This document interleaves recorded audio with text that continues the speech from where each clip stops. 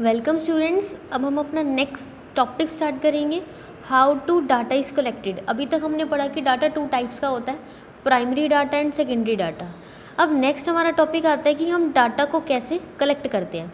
अब देखो, अगर सेकेंडरी डाटा है, हमें डाटा को कलेक्ट करने की ज़रूरत नहीं पड़ेगी क्योंकि वो डाटा ऑलरेडी कलेक्ट हो चुका है, उस एजेंसी से हमें लेना है। लेकिन प्राइमरी डाटा में तो हमें क्या करना पड़ेगा, डाटा को एक्चुअल में कलेक्ट करना पड़ेगा। ठीक है, तो उस डाटा को कैसे कलेक्ट करेंगे, उसके कौन कौन से मेथड्स हैं या फिर कौन कौन से मोड्स हैं जिसके अंदर हम डाटा को कलेक्ट कर सकते हैं। हमारे मेनली क्या आते हैं, 4 मेथड्स आते हैं। Direct personal investigation, indirect oral investigation, information from local sources और information through questionnaires and schedule. इसको आगे 2 पार्ट्स में डिवाइड किया जाता है। तो हम स्टेप बाय स्टेप इन चारों को हम क्या करेंगे, रीड करेंगे। तो फर्स्ट आता है हमारा डायरेक्ट पर्सनल इन्वेस्टिगेशन। देखो, नाम से ही क्लियर है, डायरेक्ट मतलब डायरेक्टली उस रिस्पोंडेंट से जब हम क्वेश्चन को पूछते हैं और पर्सनली जब क्या की जाती है, इन्वेस्टिगेशन की जाती है। ठीक है, समझ में आया कि जब कोई पर्सन जिसको कोई इन्वेस्टिगेशन करनी है, कुछ डाटा चाहिए, तो जिस पर्सन से उसे चाहिए उस पर्सन के पास वो पर्सनली जाएगा, उससे क्वेश्चन पूछेगा, उसे डाटा कलेक्ट करेगा। उसे हम क्या कहते हैं, डायरेक्ट पर्सनल इन्वेस्टिगेशन। देखो, इसमें भी लिखा हुआ है, The direct personal investigation is the method by which data are personally collected by the investigator from the informant।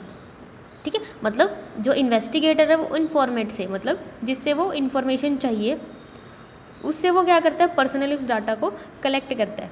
ठीक है, इसमें उसको हम क्या कहते हैं, डायरेक्ट पर्सनल इन्वेस्टिगेशन कहते हैं।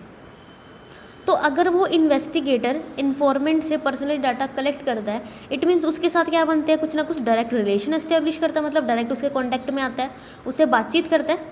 ठीक है, तो इसलिए हम क्या कह सकते हैं, जो इन्वेस्टिगेटर है वो रिस्पोंडेंट के साथ क्या करता है, डायरेक्ट रिलेशन एस्टेब्लिश करता है ताकि उसे वो इन्फॉर्मेशन मिल सके।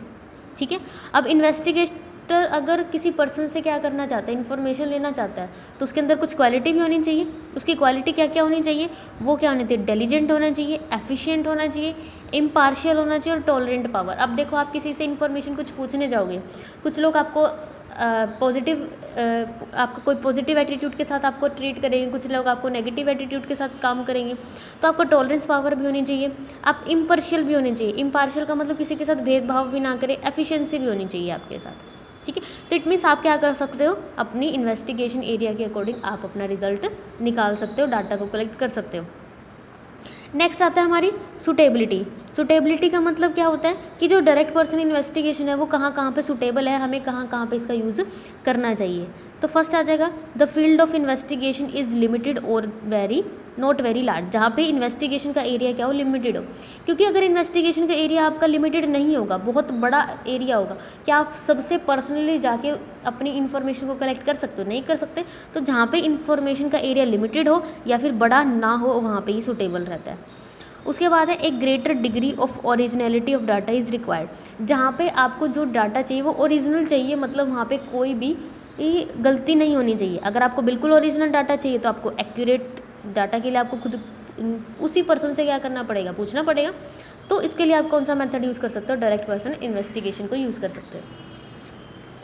उसके बाद नेक्स्ट आता है, information is to be kept secret. जहाँ पे आपको इन्फॉर्मेशन सीक्रेट रखने की ज़रूरत है, क्योंकि अगर आप किसी अदर पर्सन के थ्रू पूछोगे तो इन्फॉर्मेशन आपकी क्या हो जाएगी, किसी अदर पर्सन के पास चली जाएगी, सीक्रेट नहीं रहेगी। तो जहाँ पे इन्फॉर्मेशन आपकी सीक्रेट है, वहाँ पे आप क्या करोगे, डाटा को डायरेक्ट मेथड के थ्रू कलेक्ट करोगे।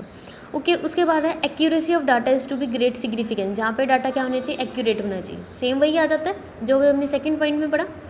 उसके बाद है, when direct contact with the informant is required. जहाँ पे आपको डाटा को कलेक्ट करने के लिए आपको क्या करना पड़ेगा, डायरेक्ट कॉन्टैक्ट करना पड़ता है इन्फॉर्मेंट के साथ। तो इन्फॉर्मेंट के साथ डायरेक्ट कॉन्टैक्ट आप कौन से मेथड में करते हो, डायरेक्ट पर्सनल इन्वेस्टिगेशन में करते हो, तो इट मीन्स आप उसको वहाँ पे यूज़ कर सकते हो।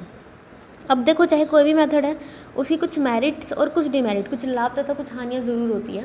तो फर्स्ट इसके बारे में हम क्या पढ़ेंगे कि इसकी मेरिट्स क्या है। फर्स्ट क्या, ओरिजिनलिटी है। देखो, यहाँ पे डाटा क्या होता है, ओरिजिनल होता है, क्योंकि जिस पर्सन के पास वो डाटा हम उसी से पूछ रहे हैं, वहाँ पे कोई भी गलत इन्फॉर्मेशन हमें नहीं मिलेगी। तो वहाँ पे क्या होता है, हमारा ओरिजिनल डाटा होता है। उसके बाद है हमारा एक्यूरेसी। अब देखो, वो उस पर्सन से हम पर्सनली कलेक्ट कर रहे हैं, क्या उस बारे में भी वो इन्फॉर्मेशन हमें गलत देगा, नहीं देगा। तो वहाँ पे हमारी एक्यूरेसी क्या रहती है, बिल्कुल करेक्ट रहती है। उसके बाद है रिलायबिलिटी। हम क्या करेंगे, वो हमारे लिए रिलायबल होता है, रिलायबल मतलब विश्वसनीय, हम उसके ऊपर क्या कर सकते हैं, विश्वास भी कर सकते हैं। क्यों कर सकते हैं, क्योंकि उसी पर जिस पर्सन से हमें इन्वेस्टिगेशन करनी थी, जिस पर्सन के पास वो डाटा था, हमने उसी पर्सन से वो डाटा कलेक्ट किया है, तो इसका मतलब वहाँ पे कोई भी डाउट नहीं रहेगा हमारे पास, और डाउट नहीं रहेगा तो हम क्या कर सकते हैं, उसे रिलायबल मतलब उसके ऊपर विश्वास भी कर सकते हैं, मतलब हमारी रिलायबिलिटी बनी रहेगी। उसके बाद है रिलेटेड इन्फॉर्मेशन। अब देखो, अगर हम किसी अदर पर्सन से इन्फॉर्मेशन कलेक्ट कर भी लेते हैं उस बात के बारे में, लेकिन उससे रिलेटेड जो और बातें हैं वो हमें नहीं पता चलेंगी, तो इट मीन्स हम क्या कह सकते हैं, डायरेक्ट पर्सनल इन्वेस्टिगेशन से हम अदर रिलेटेड इन्फॉर्मेशन भी पूछ सकते हैं। क्यों, कैसे, कि जैसे हम इन्फॉर्मेंट के पास जाएंगे, वो हमें अपने इन्वेस्टिगेशन जो है उससे रिलेटेड हमें इन्फॉर्मेशन देगा, अगर उससे रिलेटेड और भी कुछ इन्फॉर्मेशन चाहिए तो वो भी हमें बता देगा। उसके बाद है यूनिफॉर्मिटी। यूनिफॉर्मिटी का मतलब होता है एक जैसा होना, तो इसमें हम क्या कर सकते हैं, सभी पर्सन से हमने इक्वल यूनिफॉर्म तरीके से हमने क्या किया, मतलब एक जैसी इन्फॉर्मेशन लिया, तो हम इसमें हम आराम से आसानी से क्या कर सकते हैं, कंपैरिजन भी कर सकते हैं। उसके बाद नेक्स्ट आती है हमारी इलास्टिक। इलास्टिक का मतलब क्या है कि this method is Fairlie elastic because of the investigator can always make necessary adjustment in his set of question. Elastic का मतलब क्या होता है, चेंज होना। अब देखो, आप किसी पर्सन के पास कोई क्वेश्चन पूछने जाते हो, आपको इन्फॉर्मेशन दे देगा, लेकिन अगर वही क्वेश्चन आप किसी दूसरे पर्सन से पूछने के लिए जाते हो, अब उसने समझने का तरीका अलग हो सकता है, हर किसी का अपने पर्सन एटीट्यूड भी हो सकता है, तो आप क्या कर सकते हो, अपने अकॉर्डिंग एडजस्टमेंट करके क्वेश्चन वही पूछोगे, लेकिन आप उसको क्या कर सकते हो, थोड़ा सा मोल्ड कर सकते हो, थोड़ा सा चेंज कर सकते हो। इट मीन्स आप अपनी मर्जी से उसके अंदर क्या कर सकते हो, इलास्टिसिटी चेंजेस कर सकते हो। उसके बाद आती है हमारी डीमेरिट्स। डीमेरिट कौन कौन सी होंगी, कमियां कौन कौन सी होती है। Difficult to cover wide area. अगर आपका इन्वेस्टिगेशन एरिया वाइड है, बहुत ज़्यादा इन्वेस्टिगेशन एरिया है, तो क्या आप इस मेथड का यूज़ कर सकते हो, नहीं कर सकते, क्योंकि आप पर्सनली हर पर्सन से जाके इन्फॉर्मेशन कलेक्ट नहीं कर सकते अगर इन्फॉर्मेशन का एरिया बड़ा है। उसके बाद है पर्सनल बायसनेस। पर्सनल बायसनेस का मतलब क्या होता है कि बायसनेस का मतलब होता है कि आपको जो सहूलियत लगती है आप अपनी पर्सनल बेसिस पे काम कर सकते हो, ठीक है। तो इट मीन्स हम इस पे ऊपर विश्वास क्यों नहीं कर सकते, क्योंकि आपको क्या लगता है, जिस पर्सन से आपको लगता है कि नहीं ये आसानी से इन्फॉर्मेशन दे सकता है, या फिर पर्सनली मेरे इसके साथ कोई कॉन्टैक्ट है, ठीक है, तो वो आपको इन्फॉर्मेशन आसानी से दे देगा।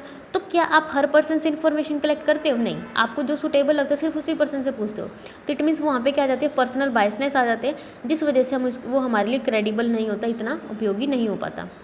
उसके बाद है कॉस्टली, काफ़ी ज़्यादा महंगा पड़ता है, ठीक है, काफ़ी ज़्यादा खर्चीला है। कैसे है, अब देखो, अब हर पर्सन के पास आप पर्सनली जाओगे, उनसे बात करोगे, इन्फॉर्मेशन को कलेक्ट करोगे।